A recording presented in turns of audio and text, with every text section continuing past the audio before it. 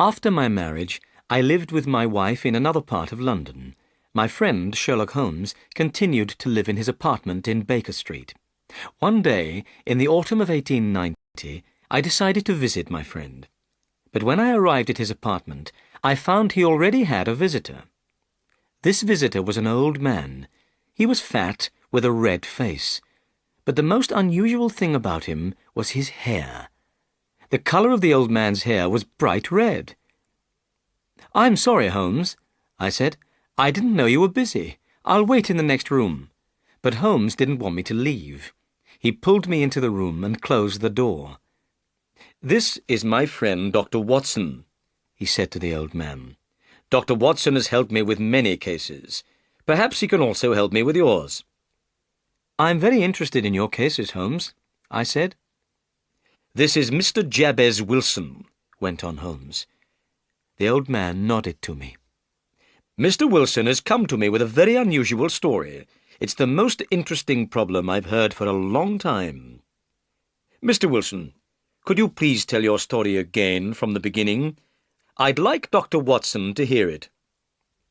Mr. Wilson pulled an old newspaper out of his pocket. He opened the paper on his knees and turned to the advertisement page.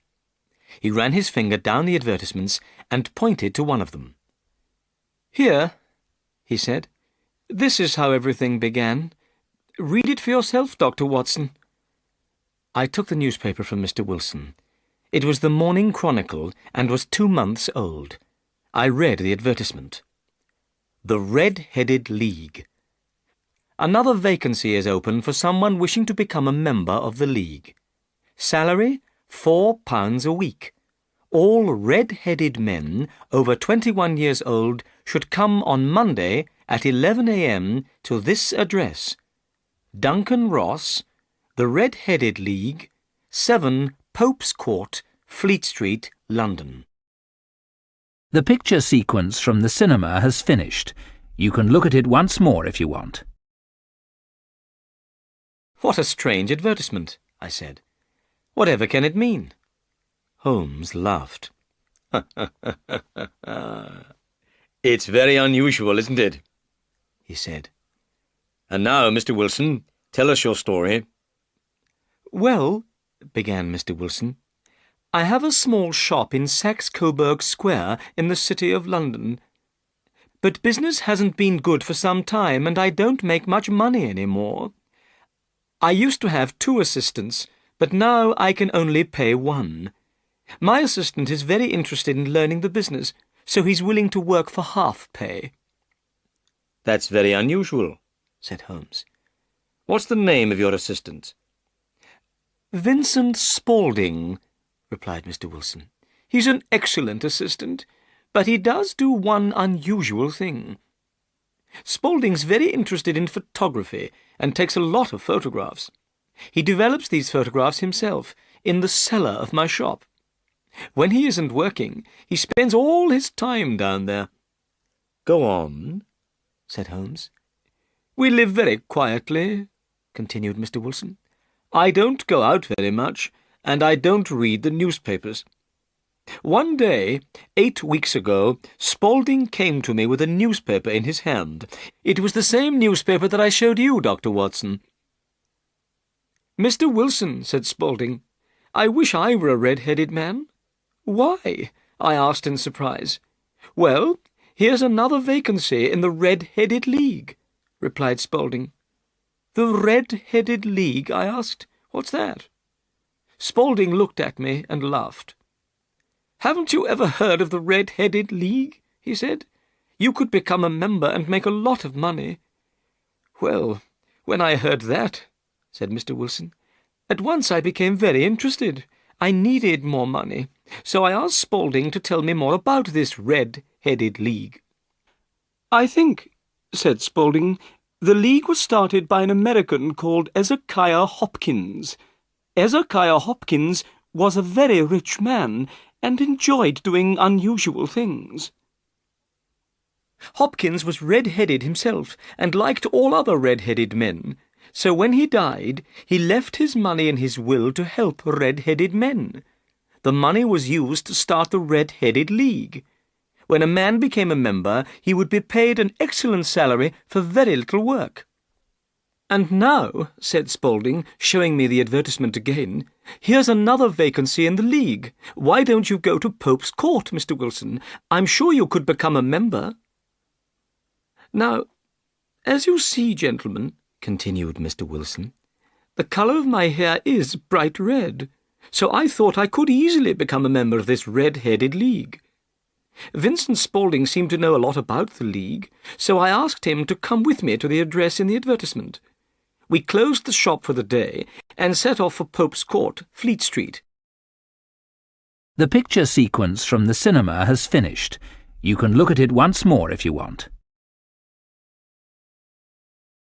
Holmes rubbed his hands together and smiled. "Your story is very interesting, Mr. Wilson," he said. "Please go on." "When we arrived in Fleet Street," said Mr. Wilson, "we saw a strange thing. The whole street was full of red-headed men. They had all come to answer the advertisement. When I saw how many men were waiting, I wanted to go home, but Spaulding wouldn't let me. He pushed and pulled me through the crowd. At last we reached the stairs leading up to the office in Pope's Court. A small man was sitting behind a table. The colour of this man's hair was a brighter red than my own. "This is Mr. Jabez Wilson," said my assistant. "He has come about the vacancy in the League." The small man looked carefully at my hair. He looked at it for such a long time that I began to feel uncomfortable. Suddenly he bent forward and grabbed my hair with both hands. He pulled at it until I cried out in pain. "I'm sorry I hurt you," said the man. "Your hair is a wonderful colour, but I had to make sure you weren't wearing a wig. I had to find out if your hair was real." Then he went over to the window. He opened it and shouted down to the men below that the vacancy was taken. The red-headed men groaned with disappointment. Then they began to walk away. In a few minutes, the square was empty. "My name," said the small man, "is Duncan Ross. You are now a member of the Red-Headed League. When can you start the job?" "Well, that's going to be difficult," I replied. "I have a business already." "Oh, don't worry about that, Mr. Wilson," cried Spaulding. "I can look after the business for you." Now, I knew that my assistant was a good worker and would look after my business well. So I asked Duncan Ross, "What are the hours of work?" "Every day between the hours of 10 o'clock and 2 o'clock," replied Mr. Ross. "The pay is £4 a week, but you must not leave the office at any time between 10 and 2. If you leave for any reason, you'll lose your pay."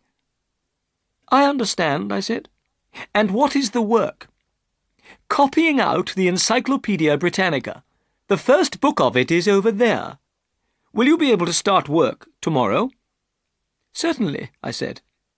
"Then goodbye, Mr. Wilson. I hope you enjoy your work." I went home with Vincent Spaulding. I was very pleased. It was an easy job to copy out the Encyclopaedia Britannica, and the pay was excellent. Next morning, when I arrived at the office, Duncan Ross was waiting for me. I started copying out the encyclopedia, beginning with subjects under the letter A. Sometimes Mr. Ross left the room, but he kept coming back to see me. At 2 o'clock he told me I had worked well. He was very pleased. Then I left, and he locked the office door behind me. The same thing happened every day for 8 weeks. Every morning I began work at 10, and every afternoon I left at 2. Every Saturday I was given £4 for my week's work. At first, Mr. Ross came into the office to watch me work, but after a time he stopped coming. However, I was afraid to leave the office. I didn't want to lose my pay. But suddenly everything came to an end. "To an end?" asked Holmes. "Yes. This morning I went to work as usual at 10 o'clock, but the door was locked, and on it was this card." Mr. Wilson held up a small piece of white card. This is what it said: "The Red-Headed League is finished. The 9th of October, 1890. The picture sequence from the cinema has finished. You can look at it once more if you want. Holmes and I looked at the piece of white card. Then we looked at Mr. Wilson's face. He looked very disappointed and upset, but there was also something rather funny about the Red-Headed League. Suddenly, we both began to laugh. "I don't think this is funny," cried Mr. Wilson angrily.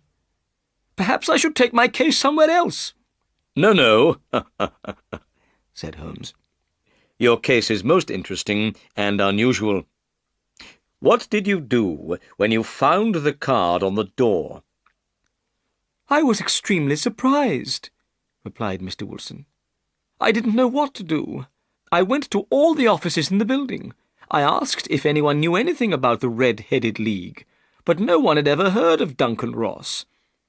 At last, I went home to Saxe-Coburg Square. I told Vincent Spaulding what had happened. Spaulding said that if I waited, perhaps the League would write to me. Perhaps they would explain everything in a letter. But I didn't want to wait. I've lost a good salary of £4 a week. I want to find out about this League and why they did this to me. Mr. Holmes, I've heard you help people when they are in trouble. That's why I've come to you." "You've done the right thing," said Holmes. "I'll be happy to help you, Mr. Wilson. But first, I want to ask you some questions. Your assistant, Vincent Spaulding, how long had he been with you before he saw the advertisement?" "About a month." "How did he get the job as your assistant?" "I advertised the vacancy for an assistant. He came for the job. I chose him because he looked a good worker. Also, he said that he would work for half pay." "What does Spaulding look like?" "He's small, and he moves very quickly. He's about 30 years old, and has a white mark on his forehead." Holmes sat up straight in his chair. He was very excited. "Tell me," he said, "is there anything unusual about Vincent Spaulding's ears?" "Yes," replied Mr. Wilson. "They have holes in them for earrings. He told me a gypsy did this when he was a boy." Holmes sat back in his chair. He was thinking carefully. I guessed Holmes already knew something about Vincent Spaulding. "Is Spaulding still working for you?" asked Holmes. "Yes," said Mr. Wilson. "I've left him at the shop." "Good. Mr. Wilson, I need a couple of days to investigate this case. I hope to solve the mystery by Monday."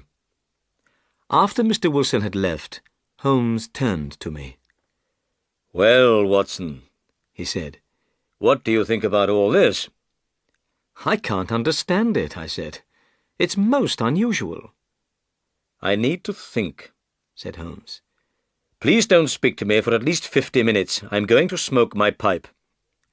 Holmes sat back in his chair. He put his black pipe between his lips, lit it, and closed his eyes. Time passed. I thought Holmes had fallen asleep, but suddenly Holmes jumped out of his chair and put his pipe down on the table. "Watson," he said, "we're going to visit Saxe-Coburg Square. Come, quickly!" The picture sequence from the cinema has finished. You can look at it once more if you want. We soon arrived in Saxe-Coburg Square, the place where Mr. Wilson had his shop. Saxe-Coburg Square was in a poor part of London. It was a small and quiet square. On each side of the square stood a line of old houses. In the middle of the square was a small garden with grass. Sherlock Holmes stopped outside one of the houses on the corner of the square. On the wall of this house there was a brown notice with the words Jabez Wilson in white letters. Holmes walked up and down and examined all the houses carefully. Then he returned to Mr. Wilson's house. Suddenly he hit the pavement outside the house with his stick. Then he went up to the house and knocked on the door. Immediately it was opened by a young man. This was Mr. Wilson's assistant, Vincent Spaulding. "Excuse me," said Holmes. "Can you please tell me the way to the Strand?" "Go down the 3rd Street on the right," answered the assistant quickly. Then he closed the door. "That's a very clever young man," said Holmes, as we walked away. I know something about him. I believe he's the fourth cleverest man in London. It is clear, I said, that Mr. Wilson's assistant plays an important part in the mystery of the Red-Headed League. Did you ask the way to the Strand in order to get a look at him? No, said Holmes. but I wanted to look at the knees of his trousers. The knees of his trousers? I cried in astonishment. Well then, Holmes, why did you hit the pavement? Watson, said Holmes. we haven't time to talk now. We've seen the front of Saxe-Coburg Square. Let's now investigate the street at the back. We went round the corner and walked to the street at the back of Mr. Wilson's shop. We were immediately in one of the busiest and most important streets in the city of London. A line of expensive shops and important businesses were on the side of the road. Hundreds of people were hurrying along the pavements, and the roadway was busy with traffic. It was hard to believe that Saxe-Coburg Square, with its poor old houses, was immediately behind the important buildings of this busy street. Holmes looked along the line of buildings. "This is very interesting, Watson," said Holmes. "There's a tobacconist's, a newspaper shop, a restaurant, and— ah, yes, the offices of the City and Suburban Bank." I could see that Holmes was very excited. "Well, Watson, I have some work to do that will take a few hours," went on Holmes. "This case at Saxe-Coburg Square is serious." "Serious?" I said. "Why?" "An important crime has been planned. I think we'll be in time to stop it, but I'll need your help tonight." "At what time?" 10 o'clock. "Then I'll be at your apartment at 10. "Good. And, Watson, there may be some danger, so please bring your gun with you." I said goodbye and went home. I thought about everything that had happened. It was a very strange case, and I did not understand what was happening. Where were we going that evening? What were we going to do? Why did I have to bring my gun? And who was Vincent Spaulding? There was only one thing to do. I had to wait until the evening. Then perhaps I would get the answers to these questions. The picture sequence from the cinema has finished. You can look at it once more if you want. At 9:15 that evening, I set off for Baker Street, where Holmes lived. When I arrived, I noticed 2 carriages standing outside Holmes' door. Inside his apartment, Holmes was talking with 2 men. One of them was Peter Jones, a police detective. The other man was tall and thin, with a sad-looking face. "Hello, Watson," said Holmes. "I think you already know Mr. Jones of Scotland Yard. Let me introduce Mr. Merriweather. Mr. Merriweather is also coming with us tonight." "I hope it's important," said Mr. Merriweather sadly. "I usually play cards with friends on Saturday evenings. I have played cards every Saturday night for the last 27 years.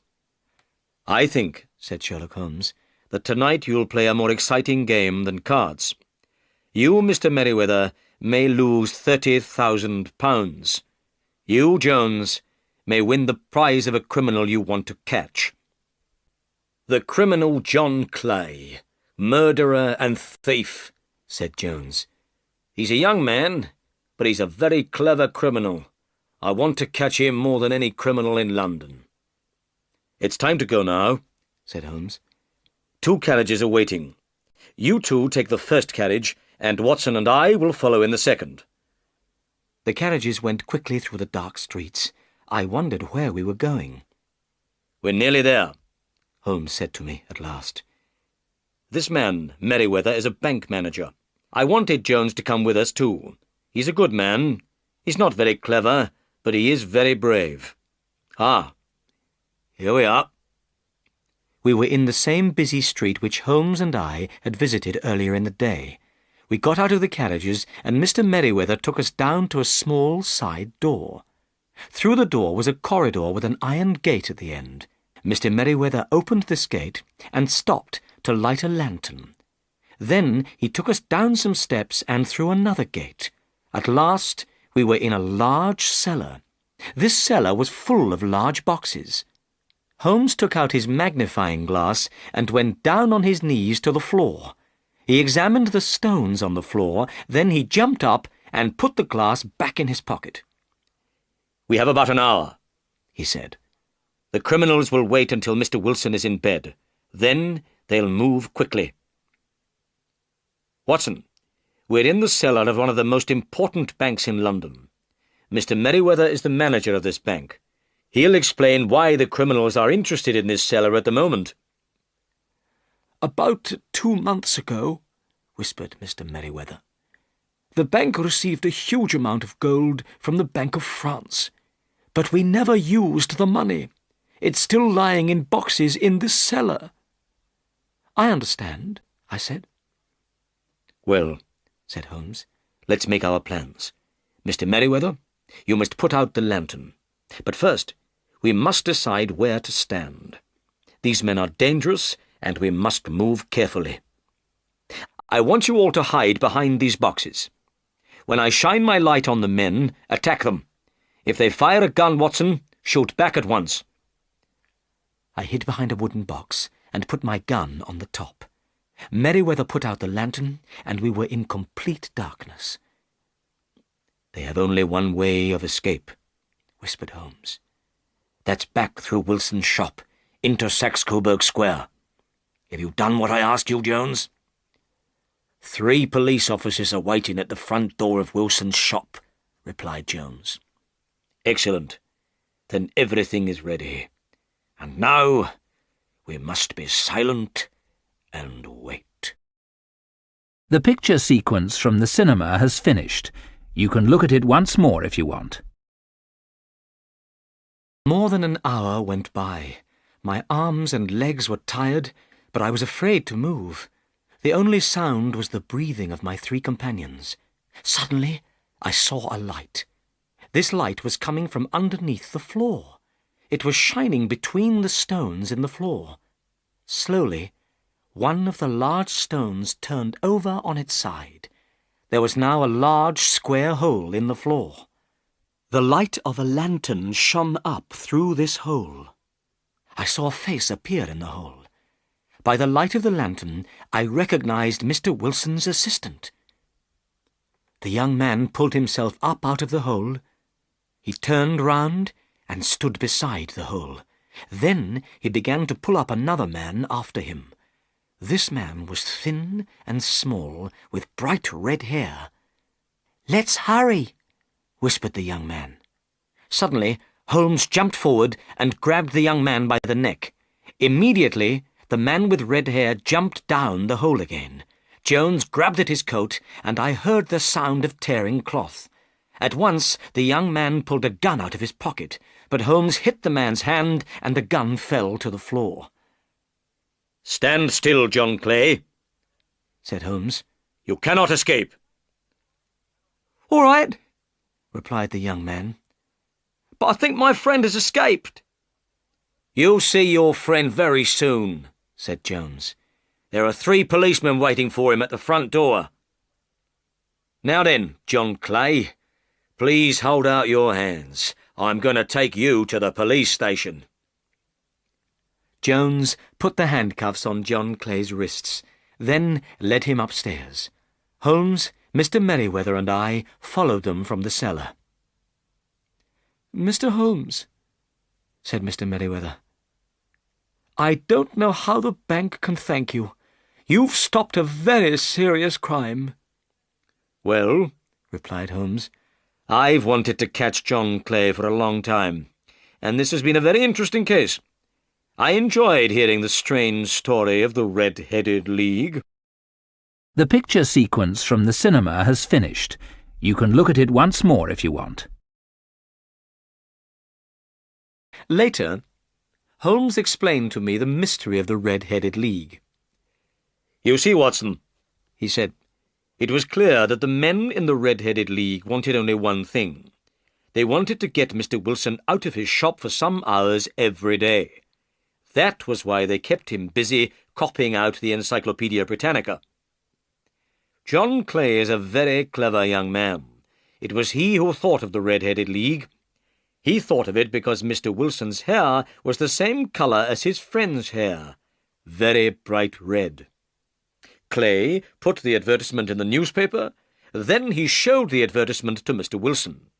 He suggested to Mr. Wilson that he should apply for the vacancy in the League.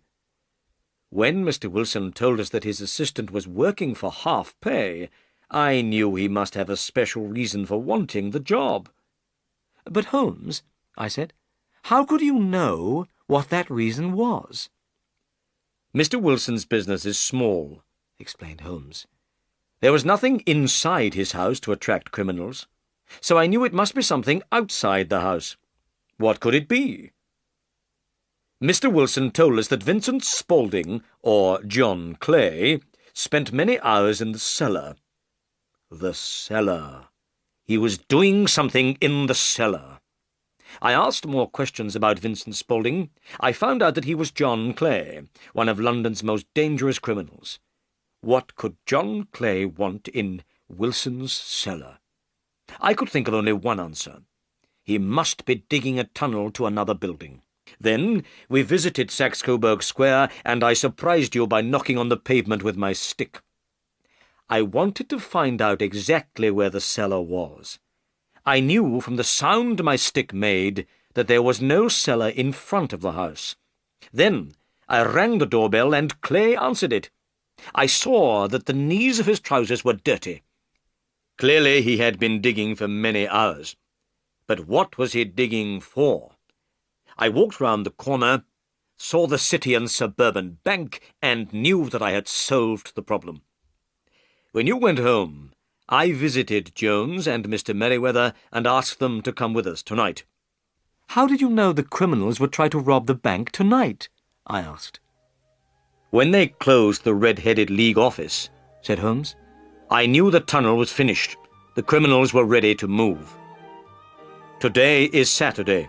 No one would come to the bank until Monday. If they took the gold tonight, they would have 2 days for their escape. Excellent, Holmes, I cried. You have been very clever. You have solved another difficult case.